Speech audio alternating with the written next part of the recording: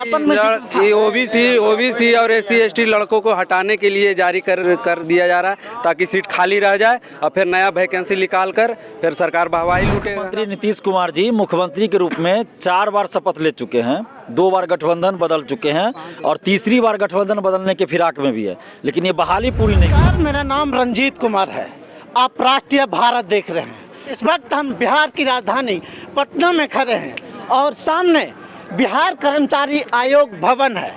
यहाँ पर सारे स्टूडेंट धरना प्रदर्शन पर हैं और धरना प्रदर्शन पर क्यों है वो भी जानकर आप हैरान हो जाएंगे। 2014 की वैकेंसी अब तक ये लोग कंप्लीट नहीं कर पाई। जब चुनाव आता है, चुनाव होने के बाद नीतीश सरकार की आंखें खुलती है, नींद खुलती है और वैकेंसी निकाल देते हैं, लेकिन वैकेंसी के बाद कब ज्वाइनिंग मिलेगा किसी को कुछ नहीं पता है। आप यहाँ के बहुत सारे छात्र हैं, आप कब से धरना दे रहे हैं? तो 11 बजे आए हुए हैं। क्यों इतना लेट क्यों हो जाता है? सचिव का तानाशाही है, इसीलिए तो लेट हो रहा है। धरना देने का मेन मकसद क्या है? मेरा मकसद है NCL को अभी वर्तमान का मांगा जाए। जो 2014 के पहले मांग रहे हैं वो सरासरी गलत है। बताइए उतना दिन का कैसे रखेगा आदमी? बोल रहा है ये लोग यहाँ पर लगातार धरना प्रदर्शन दे रहे हैं। यहाँ पर बहुत सारे भैया, आप कब से धरना प्रदर्शन? हम तो सुबह 10 बजे से हैं। कोई सुनता नहीं है क्या? कोई नहीं सुनने वाला है, लेकिन हम लोग भी जाने वाले नहीं हैं। हाँ। एकदम डटे हुए हैं। जो ये जो आंदोलन कर रहे हैं, हमारी मांग एकदम जिन्युइन है, हमारी मांग एकदम सही है, हम हटने वाले नहीं हैं। ये तानाशाही आयोग है, ये हमेशा इसे करते आया है, आज से नहीं। जिस समय से PT दिए हैं उसी समय से बार बार 10 दिन पे नोटिफिकेशन जारी कर दिया जाता है और रोज आंदोलन हो रहा है। अधिकारी सुनते नहीं है क्या? सुनता तो यहाँ रहते, अधिकारी आया ही नहीं। आज जान गया कि आज आंदोलन करने वाला है, दोनों ने आया, सचिव महोदय भी नहीं आया और अध्यक्ष भी नहीं आया।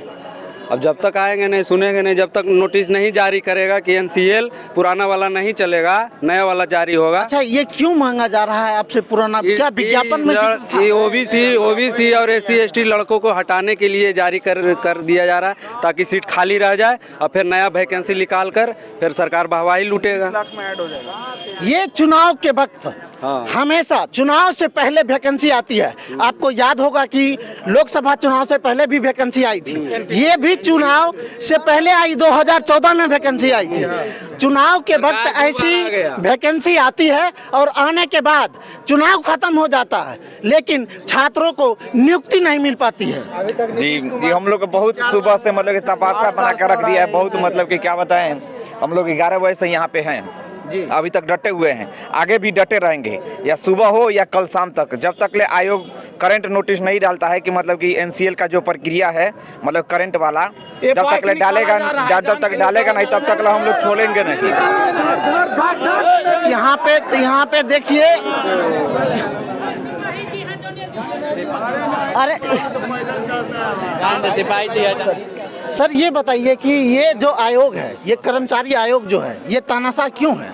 ये तानाशाही सिर्फ नहीं है, मानवता के विरुद्ध भी ये लोग काम कर रहे हैं, अमानवीय व्यवहार भी कर रहे हैं। इस ठंड में देखिए ठिठुर रहे हैं लोग और रात भर रुकना है, कैसे रुकेंगे? सुबह 11 बजे से हम लोग धरना पे बैठे हुए हैं और मांग क्या है कि जो विज्ञापन आपने निकाला था उसी विज्ञापन के अनुसार आप काउंसलिंग करवाइए। तो इसमें तो कोई नहीं कुछ कह सकता है भाई कि गलत मांग है हम लोग का।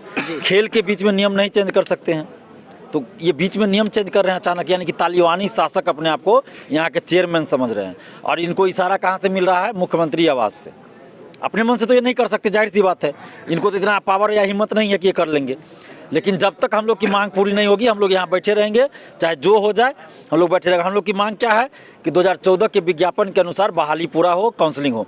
और 2014 के विज्ञापन में स्पष्ट रूप से लिखा हुआ है कि PT का फॉर्म भरते समय caste certificate, non criminal certificate, computer दक्षता, टाइपिंग, इस सब का डॉक्यूमेंट्स की जरूरत नहीं है। काउंसलिंग के समय आपसे मांगा जाएगा, आप उस समय दीजिएगा और उसी समय एक विज्ञापन। अच्छा, ये बताइए कि उस विज्ञापन में ये लिखा हुआ है कि 2014 का? नहीं लिखा हुआ है, सिर्फ इतना लिखा है कि जब काउंसलिंग कराया जाएगा, काउंसलिंग के समय आपसे मांगा जाएगा, उस समय आपको देना है। और उसी विज्ञापन के साथ ही एक और विज्ञापन आया था, मैंने अलग से CGL 2 का, सचिवालय सहायक का, उसमें भी यही बात लिखा था जो प्रथम इंटर स्तरीय बहाली के विज्ञापन में लिखा था। और वो बहाली पूरा हो गया 2018 में। उसमें तो नहीं ये अनिवार्य किया गया कि 2014 का चाहिए ही चाहिए। उस समय तो 2017 का भी चला, 16 का भी चला, 18 का भी चला। तो फिर इसमें क्यों प्रथम इंटर स्तरीय बहाली में ऐसा क्यों?